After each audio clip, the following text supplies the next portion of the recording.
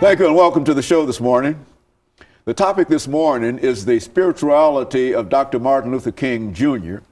And we have to talk about the spirituality of Dr. Martin Luther King Jr., one of the foremost scholars on Dr. Martin Luther King, Dr. LBaldwin, who is a professor of religion at Vanderbilt University. And of course, Dr. Baldwin, let me welcome you to the show Thank you this morning. so much, Dr. Haynes. It's always great to talk to you. And Dr. Baldwin, you know, I can't even introduce you to this audience because you've been with us on so many occasions. Absolutely. And as a matter of fact, absolutely. the last time you were with us, I think we talked about the election of President Obama. We did. We talked about the relationship between religion and politics. Yeah. Good, very good. Okay, and it's good to know that today we'll have an opportunity to talk about something that almost everybody know Dr. Martin Luther King as a spiritual person. That's right. That's right. But very few people understand Dr. Martin Luther King's spirituality That's right. in a real sense, as I think you've laid it out in a couple of your productions. As a matter of fact, I think you've got a well-known book called The Spiritual Life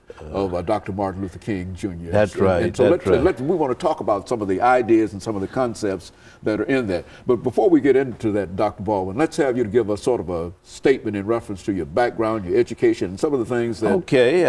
I'm from Camden, Alabama.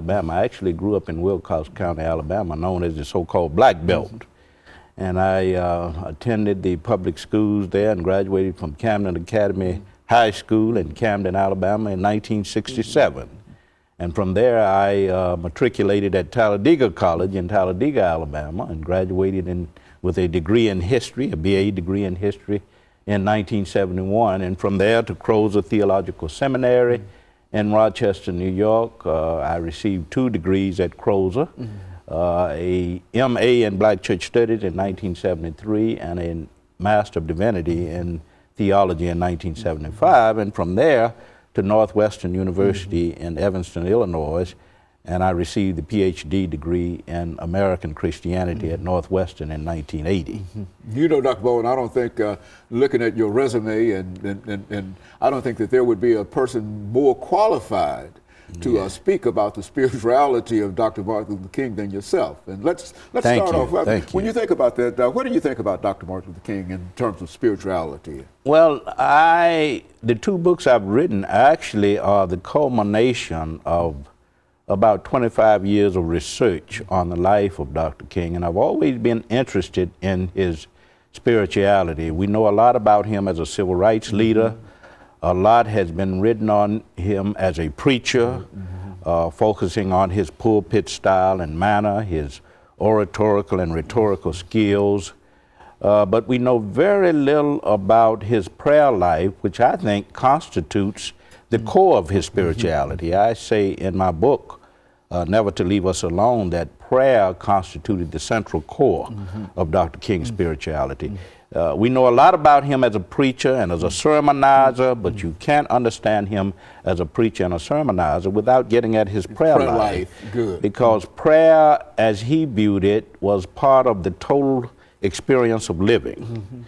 And it was very much connected with his sermon preparation, with his sermon delivery, and also with his role as a civil rights leader. Everything he did had prayer involved in it in a real absolutely, sense, I think. Absolutely, yes, yes. Now, he was an extraordinary man. What about his prayer life? I mean, when you start thinking, when you got ready to write this book, I mean, when you finally got finished to put the final product together, what were some of the things that brought you to where you were? Well, I, as a student, was involved in some of the demonstrations in the South, particularly in Alabama, and I was very much inspired by Dr. King's leadership.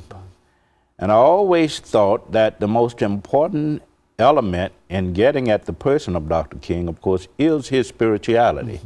And I noticed when I was doing research on Dr. King in the 80s and 90s and writing about him in the 90s and more recently, that scholars had focused a lot on him as a preacher, but had not looked at the central core of his spirituality. So I decided that I would look at the prayer life, his life of prayer and meditation, because I think that is the foundation, that was the foundation, rather, of his devotional life. I should say that in writing this book on his prayer life, I sort of focused on 4 levels. I looked at prayer as the foundation of his personal devotional life. I also looked at prayer as a vital part of his sermon preparation, his preaching.